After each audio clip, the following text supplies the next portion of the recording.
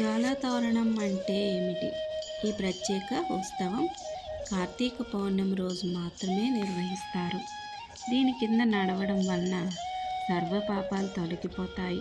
ఈ జ్వాలా పౌర్ణమి రోజు ఏర్పాటు చేసి జ్వాలా తోరణం దర్శించుకునేందుకు భక్తులు వేలాది మంది శివాలయానికి చేరుకుంటారు. కార్తీక పౌర్ణమి రోజు శివాలయం ముందు 2 కర్రలు నిలువుగా ఏర్పాటు చేస్తారు. దానికి అడ్డంగా మరొక కర్ర కట్టి కొత్త గడ్డిని తీసుకువచ్చి చుడతారు. దీని మీద నెయ్యి వేసి మంట పెడతారు. దీన్నే జ్వాలాతోరణం, యమద్వారం అని కూడా పిలుస్తారు. పార్వతీ పరమేశ్వరును పల్లకి ఎత్తుకొని ఈ తోరణం కింద 3 సార్లు అటు ఇటు తిరుగుతారు. ఈ పల్లకి పక్కన నడిస్తే చాలా మంచిదని భక్తుల నమ్మకం. ఈ జ్వాలాతోరణం దాటిన వారికి యమలోకంలోకి వెళ్ళే అవసరం రాదని చెబుతారు.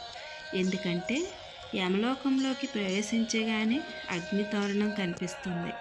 దీని ద్వారానే లోపలికి అడుగు పెడతారు. పాపాలు చేసేవారికి వేసే మొదటి శిక్ష ఇదేనని పురాణాలు చెప్తున్నాయి. అందుకే ఈ జ్వాలాతోరణం దాటితే యమలోకం అడుగుపెట్టి అవసరం రాదని పరమేశ్వరుడు అనుగ్రహం పొందుతారు.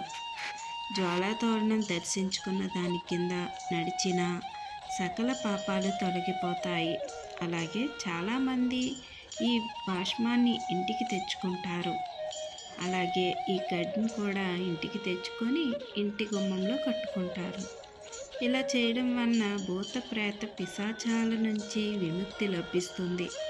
వాటి వల్ల ఎటువంటి ఇబ్బందులు రాకుండా కాపాడుతుందని నమ్ముతారు. కార్తీక పౌర్ణమి రోజు ఎవరైతే జ్వాలాతోరణం 3 సార్లు ఆ పల్లకితో దాటుతారో వారికి శివయ్య అనుగ్రహం లభిస్తుంది. ఈ జ్వాలాతోరణం వెనుక ఉన్న కథ కూడా ఒకటి ఉంది. జ్వాలాతోరణం ఏర్పాటు చేయడం వెనుక పురాణ కథ ఒకటి ప్రాచుర్యంలో ఉంది. క్షీరసాగర మథనంలో దేవతల రాక్షసులు అమృతం కోసం చిలికినప్పుడు ముందుగా హలాహలం బయటకు వచ్చింది. అది చాలా విషపూరితమైంది, వినాశాన్ని సృష్టిస్తుంది. దీంతో దాని నుంచి కాపాడమని దేవతలు పరమేశ్వరుని శరణు వేడుకున్నారు. అప్పుడు శివుడు ఆ విషాన్ని తాగి తన గరళంలో ఉంచుకున్నారు. అది చూసి భయపడిపోయిన పార్వతీదేవి విషం వల్ల తన భర్తకి ఎటువంటి హాని కలగకూడదని భావించి నివారణ కోసం జ్వాల కింద నుంచి దూరి వెళతానని మొక్కుకుంది.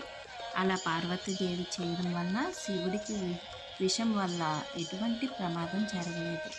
అప్పటి నుంచి ప్రతి సంవత్సరం దీన్ని జ్వాలాతోరణంగా భావించి దాటడం ఆనవాయితీగా వస్తుంది.